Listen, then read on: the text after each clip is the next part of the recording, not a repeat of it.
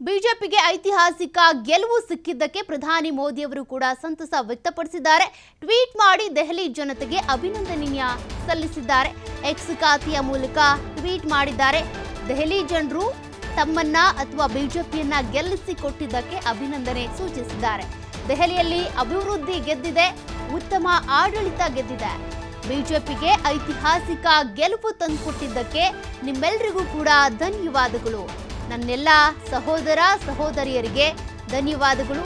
ಅಭಿವೃದ್ಧಿ ಹೊಂದಿದ ಭಾರತ ನಿರ್ಮಿಸುವಲ್ಲಿ ದೆಹಲಿ ಪ್ರಮುಖ ಪಾತ್ರವನ್ನು ವಹಿಸುತ್ತೆ. ದೆಹಲಿಯ ಸರ್ವತೋಮುಖ ಅಭಿವೃದ್ಧಿಗೆ ನಾವು ಬದ್ಧವಾಗಿದ್ದೇವೆ ಅಂತ ಎಕ್ಸ್ ಖಾತೆಯಲ್ಲಿ ಟ್ವೀಟ್ ಮಾಡಿದ್ದಾರೆ ಪ್ರಧಾನಿ ಮೋದಿ.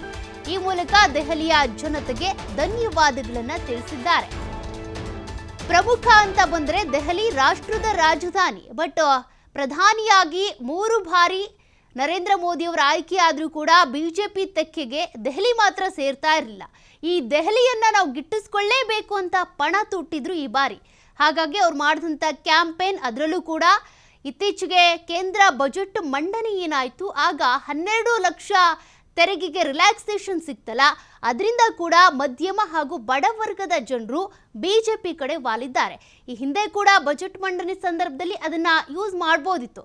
ಬಟ್ ಬಿಜೆಪಿಯ ತಂತ್ರಗಾರಿಕೆ ಏನಿದೆ ನೋಡಿ, ಚುನಾವಣೆ ಹತ್ತಿರದಲ್ಲೇ ಇರುವಂಥ ಸಂದರ್ಭದಲ್ಲಿ ಜನತೆಗೆ ಈ ರೀತಿಯಾಗಿ ಒಂದಷ್ಟು ಬಂಪರ್ ಕೊಡುಗೆ ಕೊಡುವುದರ ಮೂಲಕ ಅವರನ್ನು ಸೆಳೆಯುವಂಥ ತಂತ್ರಗಾರಿಕೆ ಇದೆಯಲ್ಲ, ಬೇರೆ ಯಾವ ಪಕ್ಷದಲ್ಲೂ ಕೂಡ ಆ ರೀತಿ ಮಾಡಲ್ಲ. ಅದೇ ಈಗ ಇಲ್ಲಿ ವರ್ಕೌಟ್ ಆಗಿರೋದು.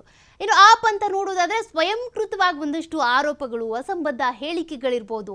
ಇನ್ನು ಯಮುನಾ ನದಿಯನ್ನ ನಾನು ಕ್ಲೀನ್ ಮಾಡೇ ಮಾಡ್ತೀನಿ, ಶುದ್ಧಗೊಳಿಸ್ತೀನಿ ಅಂತ ಅರವಿಂದ್ ಕೇಜ್ರಿವಾಲ್ ಅವರು ಮಾತು ಕೊಟ್ಟಿದ್ರು. ಬಟ್ CM ಆದರೂ ಕೂಡ ಆ ಕೆಲಸದ ಕಡೆ ಗಮನ ಹರಿಸಲಿಲ್ಲ. ಅದಾದ್ಮೇಲೆ ಜೈಲ್ಗೆ ಹೋದ್ರು, ಜೈಲ್ನಲ್ಲೇ ಇದ್ಕೊಂಡು ಆಡಳಿತ ನಡೆಸಿದ್ರು.